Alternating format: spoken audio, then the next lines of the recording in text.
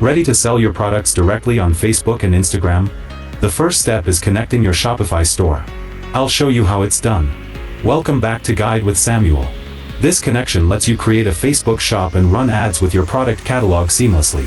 In your Shopify admin, go to Sales Channels and add the Facebook channel. You'll then be guided through a setup flow where you'll connect your Facebook Business Manager account, select your Facebook page, and agree to the terms. The key part is setting up your product sync. Shopify will push your products to a Facebook catalog, making them available for your shop and ads.